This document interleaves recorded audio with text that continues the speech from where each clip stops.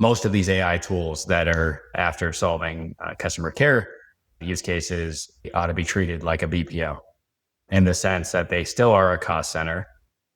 They still are outsourced agents helping customers, and they will not completely replace everything that you have in, existing.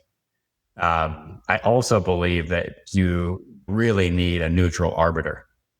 If you don't have one already, that is holding your BPOs accountable, as well as this new agent assist tool, AI tools that are helping customers. And based on my experience, they often are faster. They often are higher quality than the average human. However, you need to be telling that story via a neutral arbiter and not allowing your AI tool to tell you that they're doing a great job.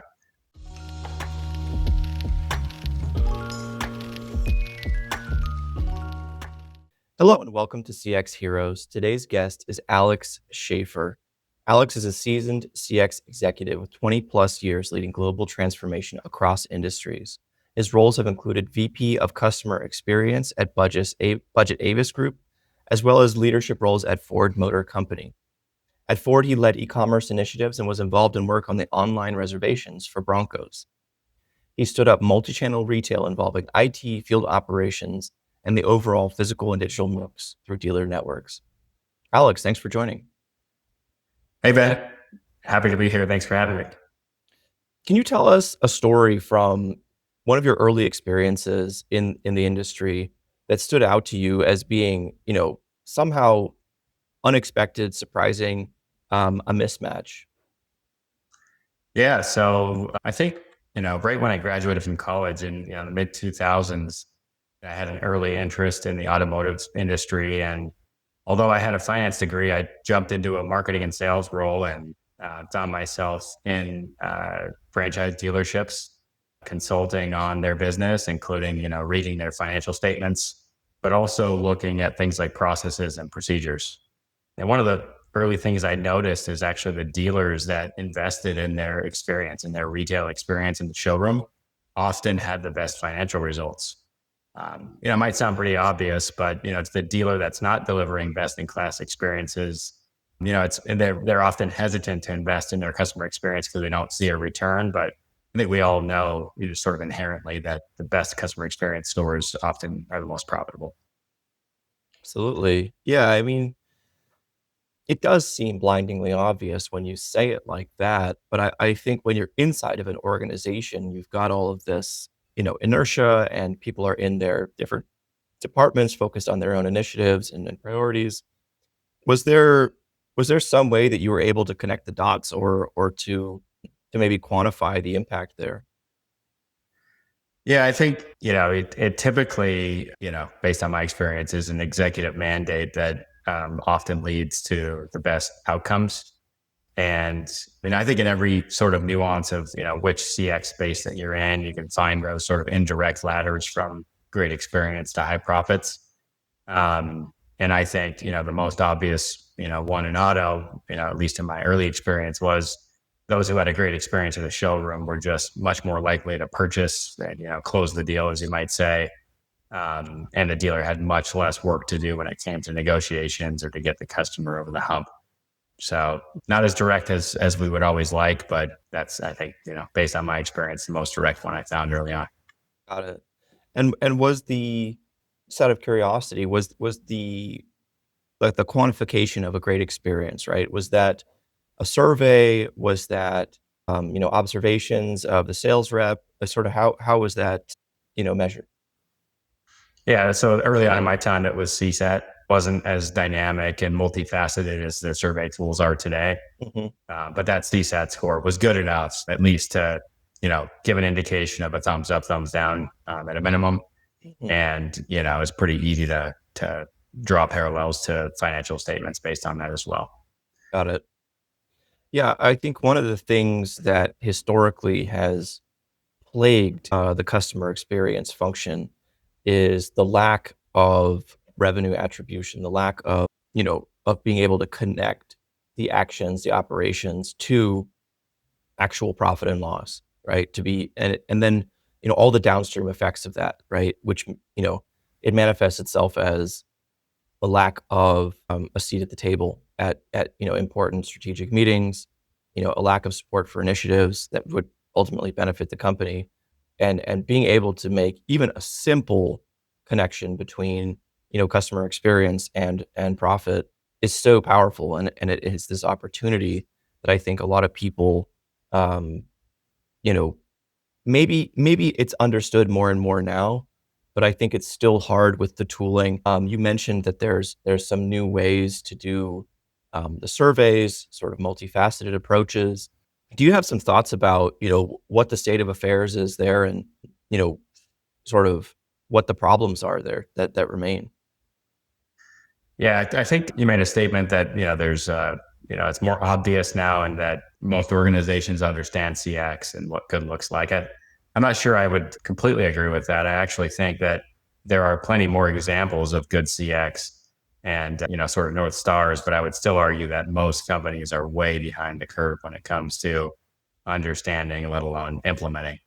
Um, I think, in today's world, with all the new technology, and I'm sure we'll get to this in more in later detail, but the ability to just look at unstructured data or unsolicited data, social data, experience data, whether it's voice, text, the ability to digest that and to quickly come out with meaningful understanding of what's going right, what's going wrong, by location, by time of day, is unparalleled with where we have been.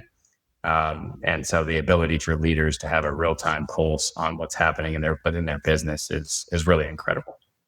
And I'll just add on that, CX, by nature is really a horizontal function within the business, right? You mentioned that I've been involved with IT, with operations, marketing, and CX isn't a project or a team. It's really a governance model, a way of restructuring how your business operates. And so I believe that successful CX initiatives or transformation really happen with that leap of faith, frankly, from the C-suite to create that new governance model. But I would just caution as well that the patience is not infinite, and that new CX organization must move quickly to show results and to deliver their own set of results, because every organization is different. Every organization is going to expect different outcomes. Absolutely. Yeah. I mean, I think it cannot be overstated how important it is to show early results with any initiative. Any business initiative that can, you know, complete that feedback loop and show, hey, we put a dollar in, we're getting some dollars out. Here's where we're seeing the impact, even if it's a small test on a small scale. Showing that that feedback loop is closed early is always going to be, it's going to help to build confidence and further investment. One of the one of the pieces of your experience was at Avis, and I believe you're involved in the launch of something called Ruby Car, and this is essentially taking rental vehicles and turning them into a retail vehicle that consumers can buy. And there's this huge fleet of vehicles, and there's some kind of image of a rental car being somehow worse than other used cars. Was there a challenge there that how do you think about that challenge of like sort of increasing the trust that people have, especially as like a digital buyer, like through a retail experience, if they can't go and meet a person and actually sit in the car in a dealership? Yeah, it's a good question. So, yeah, my first role at Avis Budget Group was setting up a 50 state nationwide online retail business, which was interesting. I recall back in the early days, there was lots of discussion around what should we call this business. And I believe it was the right decision to squarely put that brand within Avis and lean into the fact that these are rental cars, because in today's world, you just have to be transparent with consumers. And the Avis brand comes with a ton of equity and understanding and respect. So, we did call it Ruby Car by Avis. We leaned into that conversation around, hey, is buying a rental car a good idea or not? And we obviously believe, wholeheartedly that it is. And, we used to use all kinds of analogies like, hey, how often do you or your neighbor open the hood and look at, do an inspection on your vehicle?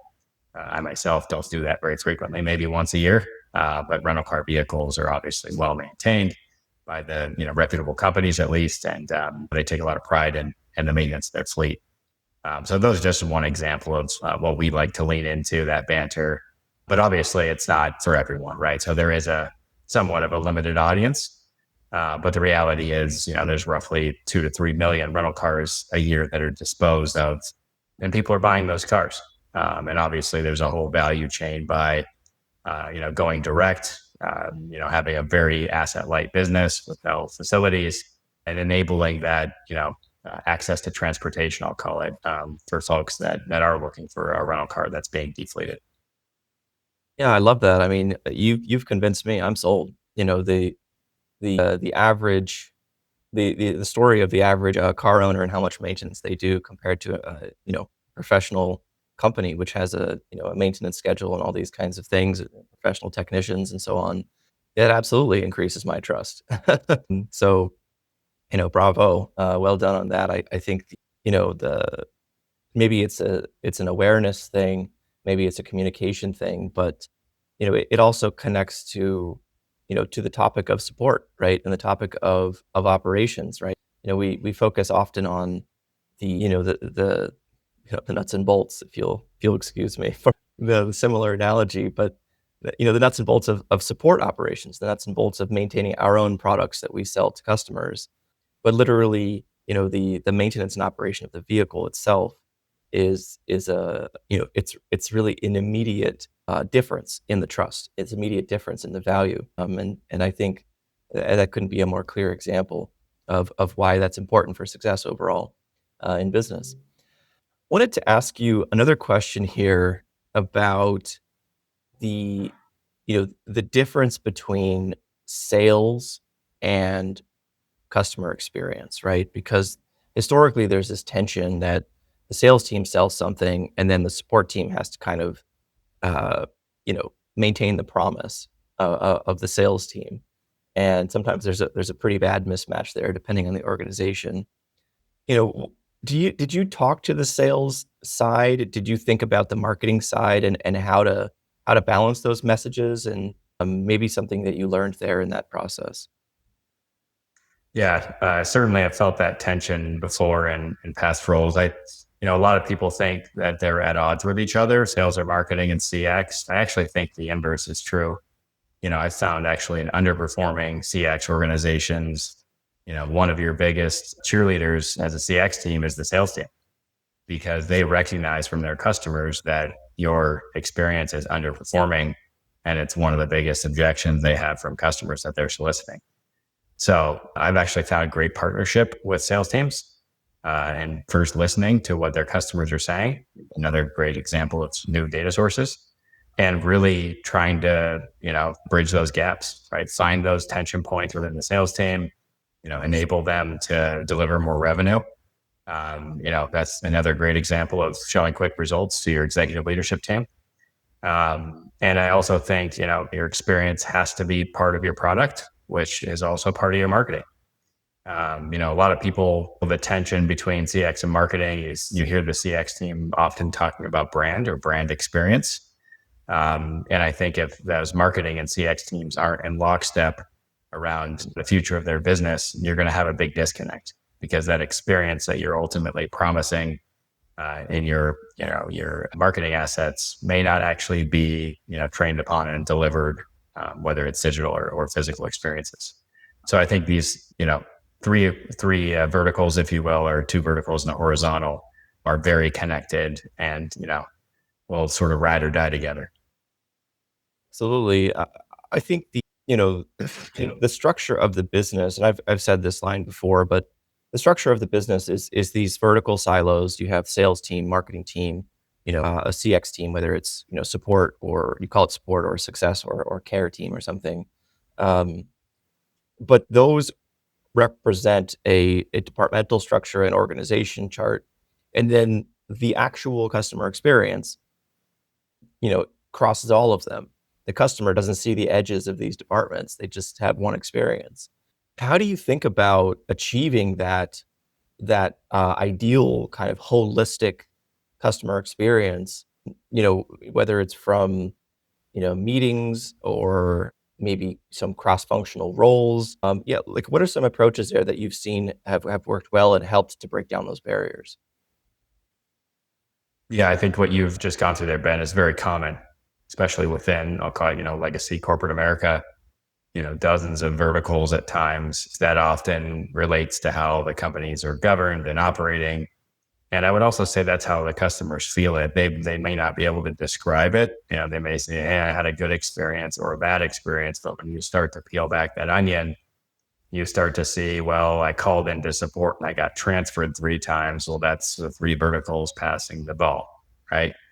Uh, so, and I think that's what the CX transformation is really trying to get at, right? And so it starts with things like bringing your data together, right? The 15 verticals are no longer going to measure themselves independently. Yeah, right. And this is a scary jump for a lot of departmental leaders. The CX team is now going to measure how your function is doing, right, in different ways, and they're going to ask different questions, and may create things like called moments that matter, and your team is now going to be judged on that. And all of those, moments and all those passes between the verticals that hopefully the customer doesn't feel are measured and they're very intentional, right? The CX team often is leading journey mapping. They're leading what success looks like, and they're asking those verticals to deliver upon the North Star journey. And that's really when the transformation starts happening, is when that CX team starts to lay the foundation, starts to maybe not lead, but inspire teams to deliver on a shared vision versus on a siloed vision. And yeah, that's really the crux of CX transformation, and how a CX organization can begin to, inspire through a North Star vision, and then begin measuring and holding internal teams accountable for great customer outcomes. Absolutely well said. I think a lot of the fundamentals here are just strong, that you're describing. I think the direction is very clear. The trend is very clear, and there's certainly organizations at all levels in terms of adopting this new understanding of how to deliver a great customer experience.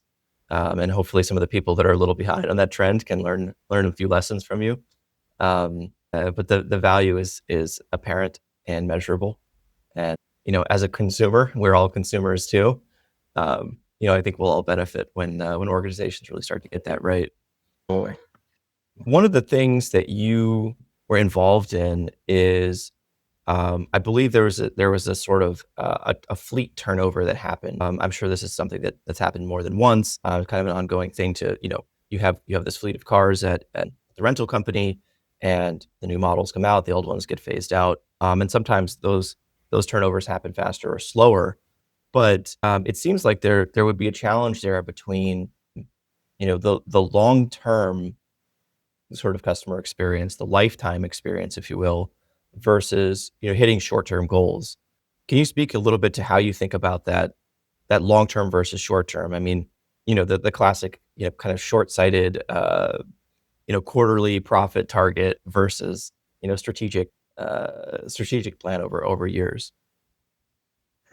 Yeah, I think, I'll speak to the areas that I was involved in. That, there's always a pressure to hit your quarterly targets. When it comes to sort of the tension between the fleet and the rental operations and vehicle sales, in my case, it really is a virtuous circle, right? The better you are at retail sales, the higher grosses that you bring in, and the more purchasing power that you have to buy new vehicles for the fleet and help your rental car customers out, right? So that's the virtuous circle that we were after creating. I think some of the tension comes into when you're trying to get a large number of sales and revenue back to the books. It's how do you find the right vehicles for retail versus those that you may want to send to wholesale. And in that case, you run into some tensions between departments and geographies, and a little bit of responsibility gray area, I'll call it. And so my approach there was really just to leverage data, to bring data together around what's the available fleet, what does the available market look like, and think supply, demand, and retail specifically, and what types of products within our fleet are going to be the fastest to market, right? So the least amount of prep work to get a vehicle fully merchandised on the front line. And that's really how I went about leading and sort of commanding the products and inventory to ultimately bring the most growth back to the business in the most timely fashion. So that's really the vertical that I lived in. I had a lot of pride in bringing that data and leading teams to deliver sales volumes. Absolutely. Yeah, I think I love the idea of the virtuous circle there, and I think, depending on the business, of course, people work across all these different industries, and that's gonna look like something different for everybody else, but that's a really clear example. I wanted to ask you some questions, of course, about digital transformation, about AI, and, if I'm not mistaken, you were involved in setting up a digital assistant through WhatsApp, is that correct? Not WhatsApp specifically, but yeah, in our care center. Okay. Were you involved in the rollout of a digital assistant, and what were the impacts that you saw from that? I mean, the typical things that people will talk about is an increase in automation, a reduction in costs, but what was the actual impact of that on the customer experience and also on the employee experience? If people are not answering those simple questions anymore, how are they reallocated, or how are they how did you think about that from the employee side? Yeah, I'm happy to dig in there, Ben. I do have experience in this space, although I'll have to refrain from providing any proprietary information, mentioning names or the like. But AI is obviously at the center of a lot of conversations around customer care centers. And what I would say is AI, based on my experience, is a fantastic tool. It's a tool that companies absolutely should have and be leaning into within care, but it is not an easy button. It is not a switch that gets turned on and brings disorganized care teams into the future. Rather, it's a tool that really well organized care teams can quickly leverage and find efficiencies. So I would just start there. Um, and I believe most of these AIs, agent assist AIs, excuse me, most of these AI tools that are after solving customer care use cases ought to be treated like a BPO in the sense that they still are a cost center. They still are outsourced agents helping customers, and they will not completely replace everything that you have in, existing. I also believe that, really need a neutral arbiter. If you don't have one already, that is holding your BPOs accountable, as well as this new agent assist tool, or excuse me, AI tools that are helping customers. Based on my experience, they often are faster. They often are higher quality than the average human. However, you need to be telling that story via a neutral arbiter and not allowing your AI tool to tell you that they're doing a great job. You wouldn't allow one of your BPOs to do that, for example. And so, that's sort of where I'll start.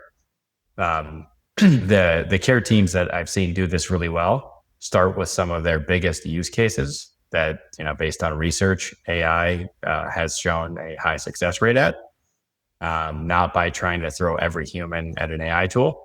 I'll give you an example of, a customer who may be calling in about, a roadside emergency situation may not want to talk to an agentic agent.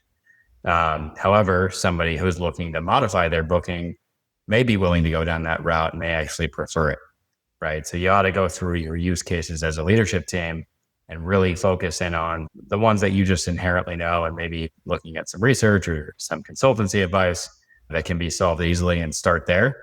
And that's really the way to prove it to yourself that, and I truly believe this can be done, that you're delivering higher customer experiences at a lower cost. And really that's the secret sauce where you can start to dig in, and you can move fast, but it's not an overnight switch. Absolutely. Yeah, I think the tendency with new technology is to jump all in when either the organization isn't ready or the tool or the vendor even isn't ready. And, I think we as consumers, in our own lives, we've had experiences where, you end up facing an AI, self-service tool, a chatbot or whatever, and you have that moment of like, just give me a human, right? Like this isn't working. Or, to your point also about, if you have a roadside emergency, right?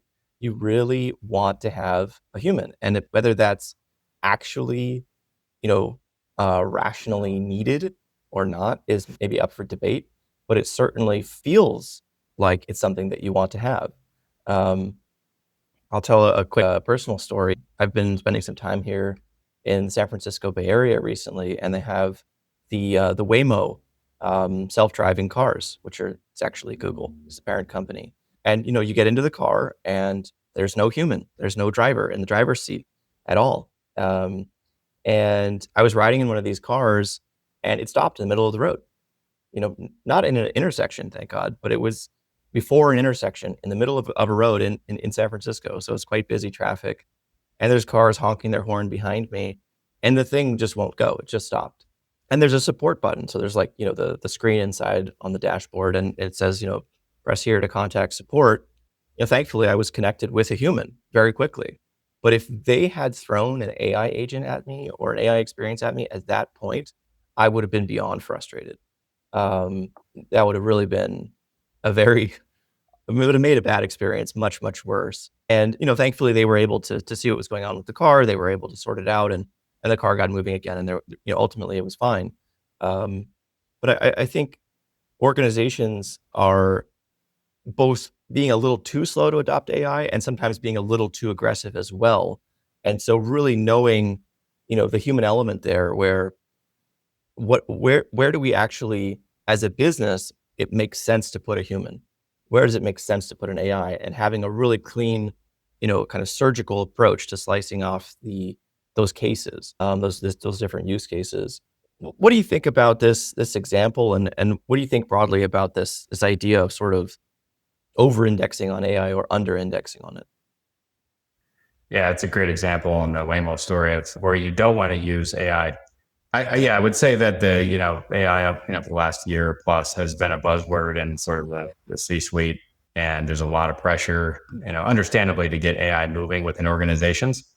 And I think like we just talked about, most organizations are organized in verticals and don't have a good understanding of their North Star customer journeys, and that inherently is going to create some, I'll say, less than ideal AI implementations, because you have teams implementing AI in a vertical and not holistically across a well thought customer journey.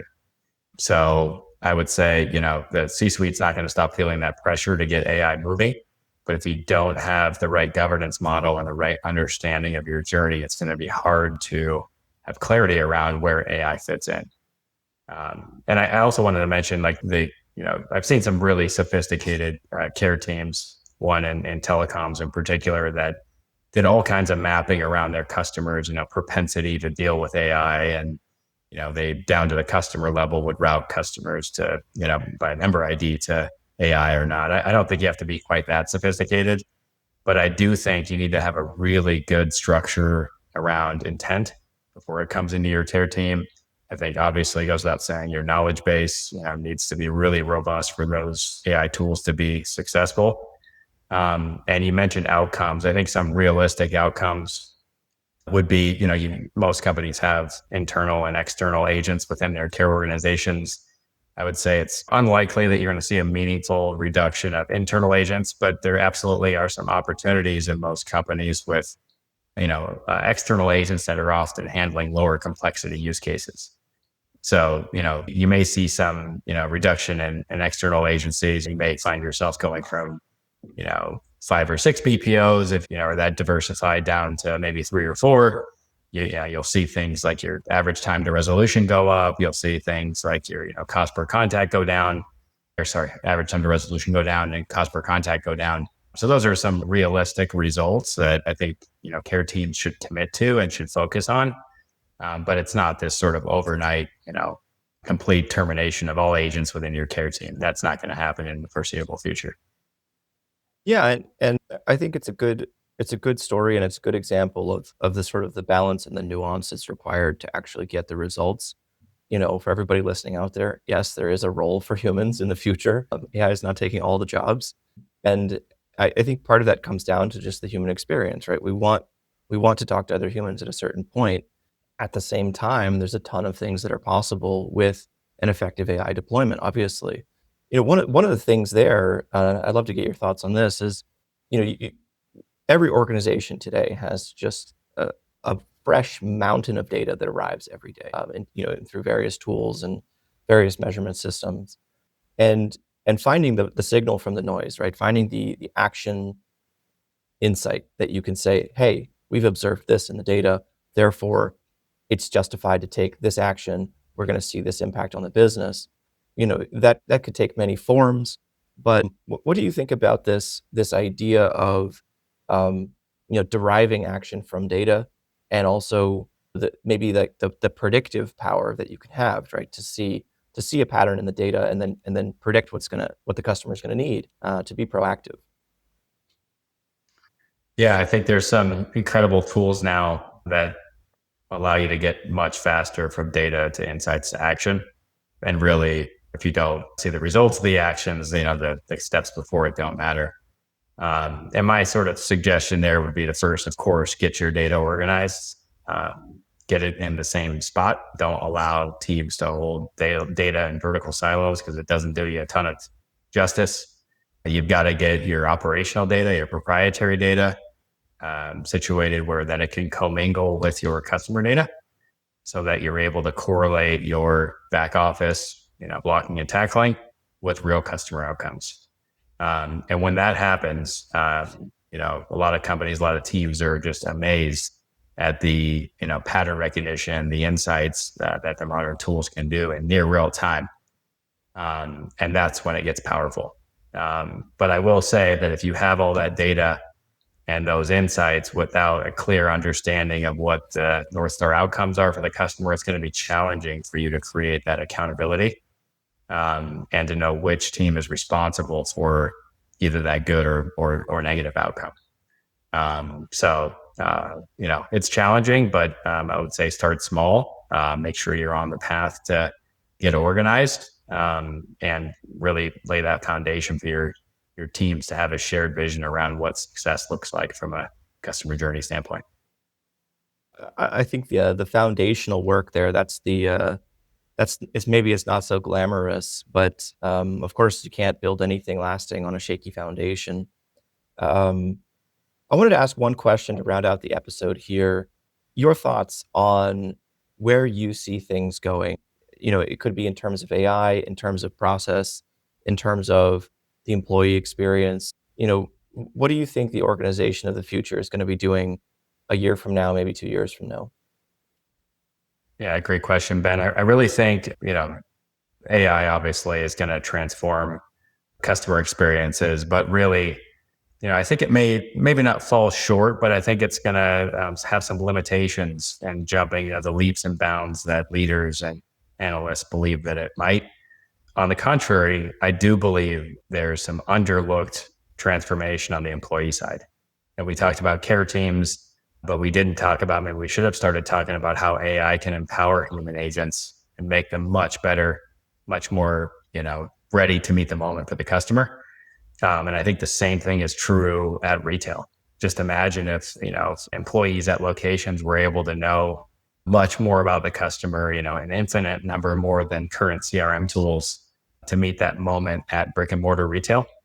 I think that's really where I think expectations might be exceeded. And I'm really excited about what these tools can do for employees on the front lines with helping customers. And with that, this will be your episode of CX Heroes with Alex Schaeffer. Connect with him on LinkedIn, reach out to him, and we will see you next time. Bye. Thanks, Ben.